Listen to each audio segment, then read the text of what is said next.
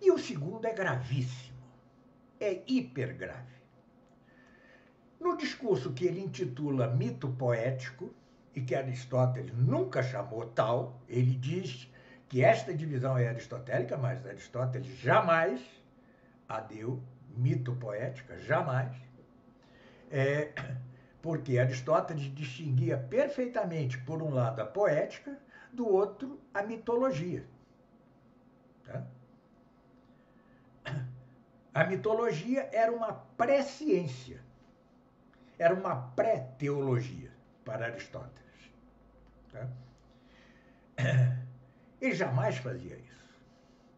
Mas o principal problema do mito poético é que Olavo de Carvalho incluía nela, neste discurso, mito poético, a religião. Eu estava numa aula sua, no ano 2000, salvo engano, na antiga faculdade da cidade, na Lagoa, no Rio de Janeiro, e ele explicou sua teoria dos 4 discursos nesta aula. Eu lembro-me que lhe perguntei onde entra a religião no mito poético. Ele hesitou por um instante e disse que sim. Ainda os que não acreditam no meu testemunho, procurem em sua vasta obra, vasta mais ou menos, porque a maioria da sua vasta obra é de disputa com os comunistas, reduz-se a isso. Mas procure-se em sua obra qualquer negativa disto que eu estou dizendo, ou qualquer coisa que negue o que eu estou dizendo. Eu já vou dizer como considero essas coisas. Mas incluir a religião no mito poético, que já está errado aristotelicamente, porque a mitologia, como eu disse, é uma pré-ciência, uma pré-teologia e não poética. Confundir mito com poética, mitologia com poética é um grave erro, mas muito maior é confundir religião, sobretudo a verdadeira, com o poético. Qual é a diferença? É que o poético é discurso do homem, enquanto a religião é discurso e palavra de Deus. Incluir, pois, a escritura no discurso poético é pelo menos próximo ao sacrílego. Então, o professor Carlos Nogueira fala do segundo erro, né, que ele atribui à teoria dos 4 discursos de Aristóteles, né? Vamos ver se o professor Carlos Nogueira realmente vai acertar dessa vez, que eu acredito que na primeira objeção ele não acertou, né?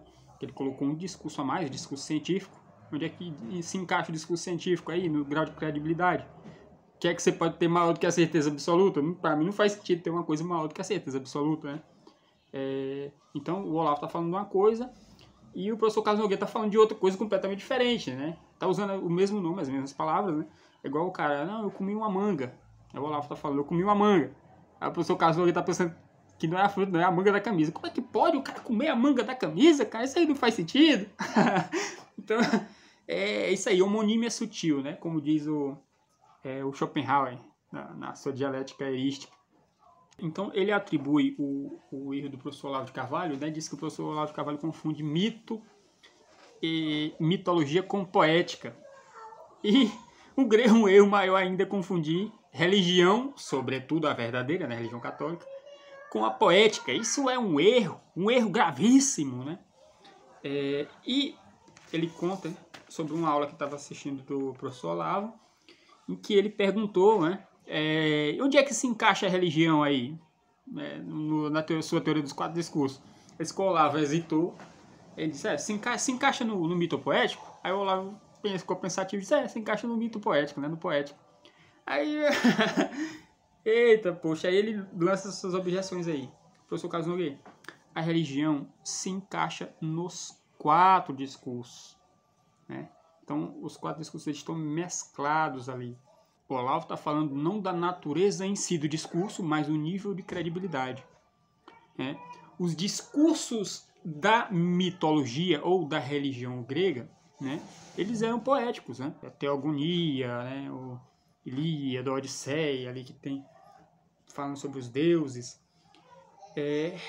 e todas as outras as obras, né, elas são poéticas, porque elas tratam do possível, né? Mesmo que aqueles mitos não sejam 100% verdadeiros, né, mas eles têm alguma coisa importante para nos ensinar, né? Por exemplo, o mito de Cassandra, né? Prometeu e Epimeteu. Rapaz, ali você tira uma riqueza de conhecimento, né? O Hércules, né? E a sua redenção. Cara, ali tem muita coisa para nos ensinar, né? Apesar de não ser verdadeira, mas você traz ensinamentos para a sua vida, né? Os contos de fada, como diz o C.S. Lewis. Então, todos esses discursos tratam do possível. Então, é o discurso poético. E onde é que entra a religião nisso aí? A religião, sobretudo a verdadeira religião cristã, né? Então, primeiro de tudo, a religião cristã surgiu com um mito, meu filho. Quando nosso Senhor Jesus Cristo enviou os discípulos, ele disse: ide por todo mundo e pregai o evangelho a todas as nações. O que é pregar o evangelho? É contar uma história. Que era a história da redenção da humanidade. Então, você imagina os apóstolos, né, lá pregando o evangelho, estou contando a história. Paulo contando a história de nosso Senhor Jesus Cristo para os gentios, né? Vou contar aqui sobre a crucificação, a ressurreição, né? Ele está contando uma história. Qual é a credibilidade dessa história? Qual é o nível de credibilidade? Então ali está no possível. Então o primeiro nível de credibilidade é o evangelho. É o nível poético. Ah não, como é que eu posso dizer que a escritura sagrada se encontra no poético? O poético é discurso dos homens. As escrituras é o discurso da palavra de Deus. Sim, meu filho, você está falando da natureza do discurso. Da natureza. Mas a teoria dos quatro discursos não trata da natureza do discurso. Trata do grau de credibilidade. Então é por isso que ocorreu a existência dos milagres. Então você conta uma história aparentemente maluca de um cara que era rei dos judeus e veio pobre, sofreu, foi crucificado, flagelado, morreu, foi enterrado, ressuscitou, passou 40 dias aqui na terra, depois subiu aos céus. E você quer que as pessoas acreditem? Então é discurso de Deus, Mas qual é o nível de credibilidade para as pessoas? Então, é discurso de Deus, o evangelho é um discurso divino, da palavra de Deus, em si, né, a natureza dele é essa, mas o grau de credibilidade é o poético, é uma história. Então, por isso que vem acompanhado de milagres, que é para as pessoas acreditarem. Qual era a diferença da história de Jesus para a mitologia grega, para a mitologia romana, para outro tipo de religiões vigentes na época, o gnosticismo. Então, era mais um discurso possível, era mais um discurso poético em nível de credibilidade. Então, por isso que tinha que vir os milagres para poder confirmar aquilo que os apóstolos estavam falando. Um exemplo bastante interessante disso, né, é o exemplo que eu ouvi falar, né, essa história, também não sei se é verdadeira, da conversão do C.S. Lewis, em que ele era ateu, então acreditava que a história do nosso Jesus Cristo, né, era um mito. Não, isso aí é um mito, né, então eu não acredito porque é mito, ou seja, o discurso poético. E o Tolkien, né, o escritor dos seus anéis, amigo dele, disse: não, você está certo, a história do nosso Jesus Cristo é um mito, porém é um mito verdadeiro. Aí a ficha do C.S. Lewis caiu, ele se converteu ao cristianismo, né? Foi a chave virou aí nessa descoberta dele de que era um mito verdadeiro. Então, no discurso, no nível de credibilidade, o evangelho encontra-se no discurso poético. Agora, com o tempo, a religião cristã foi evoluindo. Então, você imagina, na pregação do evangelho. Então, começam muitas pessoas a se converter para o cristianismo. Os pagãos, cada um com sua história, com suas crenças, se convertem ao cristianismo.